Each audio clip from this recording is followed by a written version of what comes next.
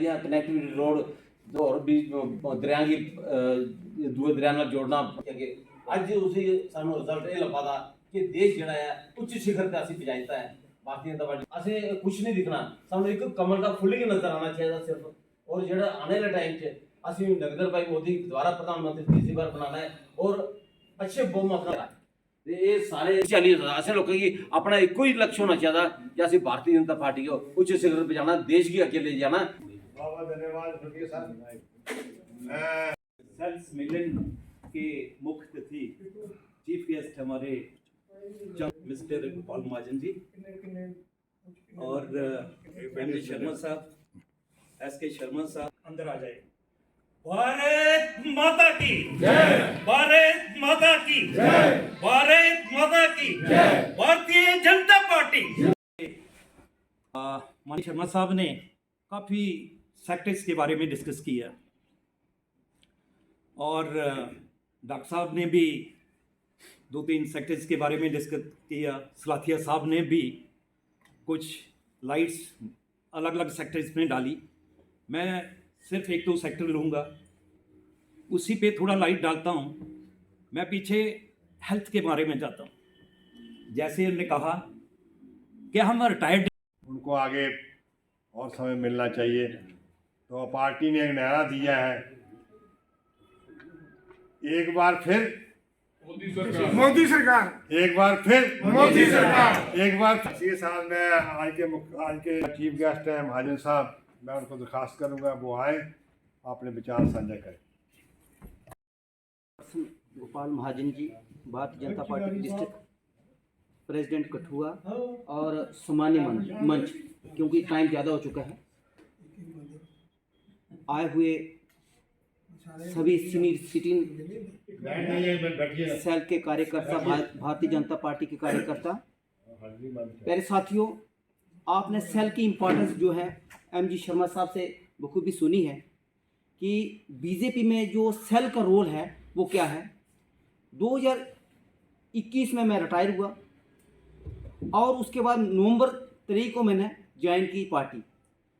1 साल के अंदर यहाँ मुझे अनाउंस किया था उन्होंने कन्वीनियर, 1 साल के अंदर मैंने 97 मीटिंग्स की लोगों के दरमियान।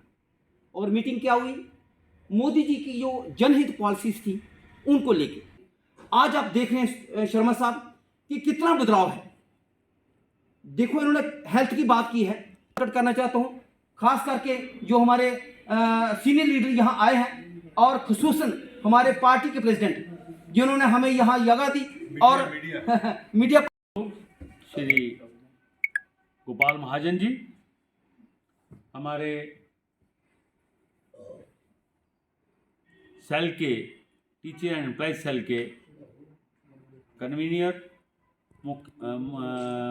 मुखर्जी शर्मा जी, आपने डॉक्टर नरेंद्र जी, सलाथिया साहब, प्रिंसिपल साहब, तिलकराज जी, जगदीश जी, हमारे लगाऊंगा। भारतीय जनता पार्टी जिंदाबाद, प्रधानमंत्री नरेंद्र भाई मोदी जी जिंदाबाद, प्रधानमंत्री नरेंद्र भाई मोदी जी जिंदाबाद।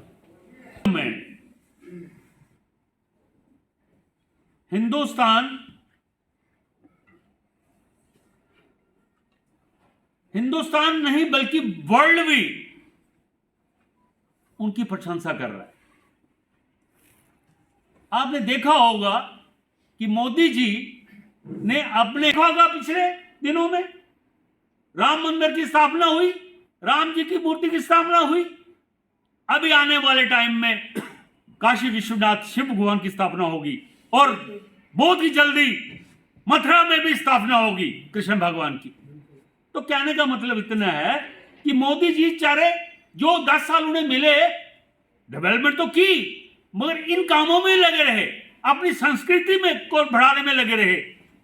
आपको ये लगता था कहीं ना कहीं हमको आज अपना बोरिया बिस्तर उठाकर कहीं ना कहीं जाना पड़ेगा।